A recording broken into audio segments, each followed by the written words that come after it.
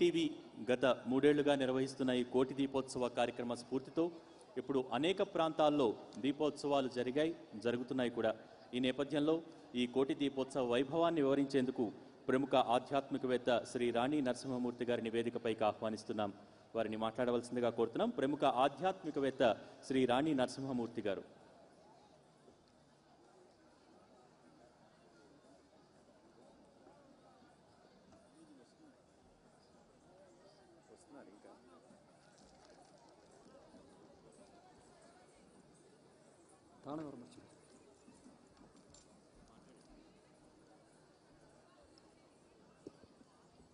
शुक्लांबरधरं विष्णुं शशिवर्णं चतुर्भुजं प्रसन्नवदनं ध्यायेत् सर्वविघ्नोपशान्तये.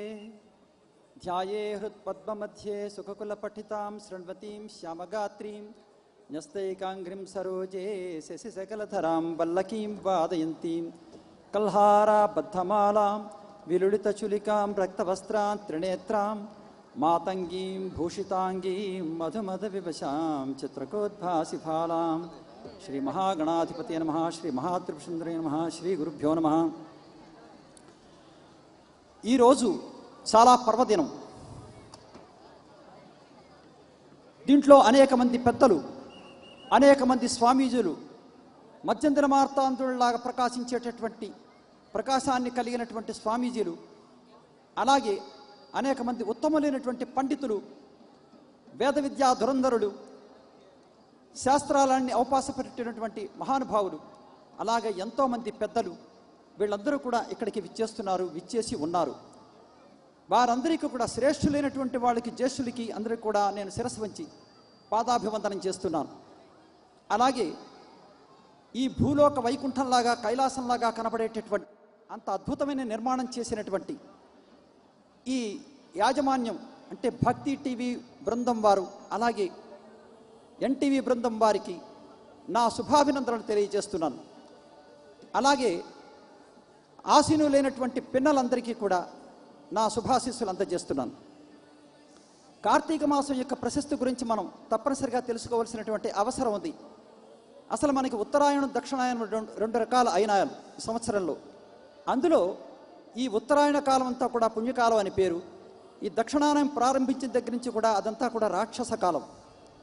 అందుకని ఆ సందర్భాన్ని పురస్కరించుకొని ఒకసారి ఈ రాక్షస కాలంలో ఈ దైవీ సంపత్తి కలిగినటువంటి అనేక కార్యక్రమాలను కనుక రూపొందించినట్లయితే రాక్షసుల బలం తగ్గి దేవతలకి ఈ ఆవిర్భావాలు, యజ్ఞయాగాది క్రతువులు, ఇటువంటి పుణ్యకార్యాలు కనుక చేసినట్లయితే దేవతలకి శక్తులు ఉద్భవించి రాక్షసుల యొక్క ప్రభావం తగ్గిపోయి మొత్తం ఈ ప్రపంచానికి శాంతి కూరుతుంది అనేటటువంటి ఒక సత్సంకల్పం.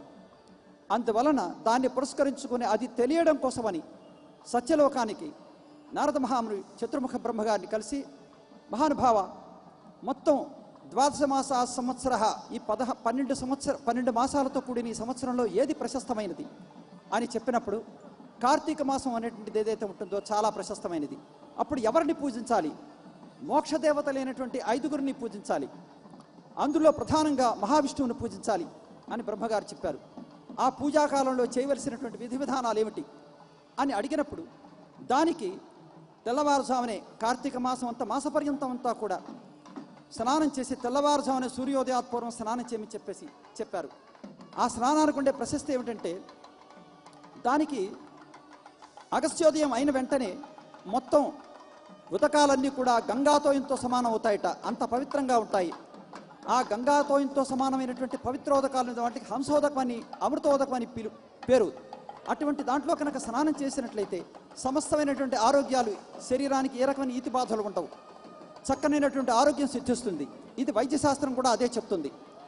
అయితే దాన్ని అనుసరించి ఆ రకమైనటువంటి పరిధిలో స్నానాదులు వగేరాలను కూడా 4 రకాల స్నానాలు చెప్పారు. అప్పుడు 1 వాయువ్య స్నానం, 2 వరుణ స్నానం, 3 బ్రహ్మ స్నానం, 4 దివ్య స్నానం అని 4 రకాలు చెప్పారు.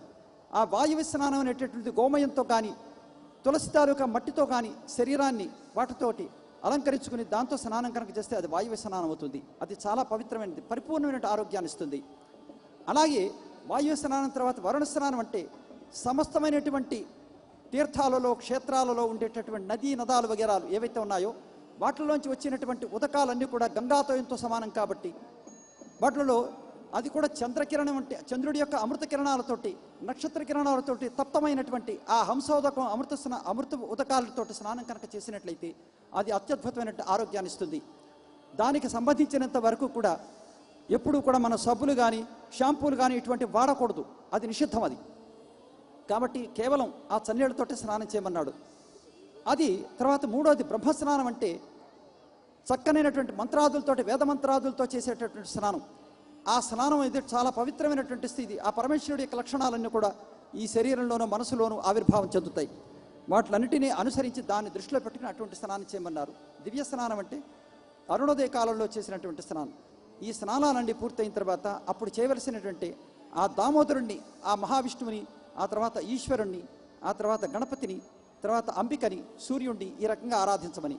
ఆ సూర్యుడిని ఆరాధించడం అనేటువంటిది ఏదైతే ఉంటుందో దానికి సంబంధించినంత వరకు కూడా తులామాసం, అలాగే అమ్మవారికి సంబంధించిన ఆశ్వీజ కార్తీక మాసాలు, అలాగే ఆశ్వీజ పూర్ణిమ నుంచి కార్తీక పూర్ణిమ వరకు ఈశ్వరుణ్ణి, అలాగే కార్తీక మాసం పర్యంతం మొత్తం అంతా కూడా మహావిష్ణువుని, అలాగే చతుర్దశి నుంచి అంటే అమావాస్య ముందు, దీపావళి అమావాస్య ముందు ఉన్న చతుర్దశి నుంచి కార్తీక అమావాస్య ముందు ఉన్నట్టు చతుర్దశి వరకు గణపతిని ఈ రకంగా పూజించి సమస్త కైవల్యాలని పొందడానికి ఒక్కసారి కనుక దీపదానం చేసినట్లయితే దీపం తాలూకా ప్రశస్తి దీంట్లో చాలా ఉంది. కాబట్టి కార్తీక మాసంలో చేసిన ఒకే ఒక్క దీపానికి సంబంధించినంత వరకు కూడా కొన్ని కోటి జన్మలందరూ కూడా ఆ కార్తీక దామోదరుడి కనుక సమర్పణ చేసినట్లయితే ఈ సమస్తమైనటువంటి జన్మాంతరాల పాపాలు నశించిపోయేవాడికి కైవల్యం సిద్ధిస్తుందని. అలాగే ఇప్పుడు అష్టలక్ష్మి వైభవం, దానికి సంబంధించినంత వరకు కూడా కోటి కలువలతోటి చేసేటువంటి పూజ ఏదైతే ఉంటుందో అది అద్వితీయం, నిరుపమానం. కాబట్టి మీ అందరికీ లోకంలో ఉండే అందరికీ శ్రేయస్సును దృష్టిలో పెట్టుకుని ఈ కార్యక్రమం ఈ రకంగా రచన చేసినందుకు వాళ్ళందరికీ కూడా చక్కనైనటువంటి కీర్తి ప్రతిష్టలు ఉండాలి. అందరికీ కూడా పరమేశ్వరుడు యొక్క కటాక్షాలు ఉండాలి. దీంట్లో పాలు పంచుకున్న వాళ్ళకి వచ్చే వాళ్ళందరికీ అలా ఉండాలని కోరుకుంటూ ఈ సదవకాశం ఇచ్చినందుకు అందరికీ కూడా వినమ్రతతో నేను ధన్యవాదాలు చెప్పుకుంటూ నిష్కర్మిస్తున్నాను. ఇంకొక సమయం వచ్చినప్పుడు తప్పనిసరిగా దీని గురించి వివరంగా తెలుసుకుందాం.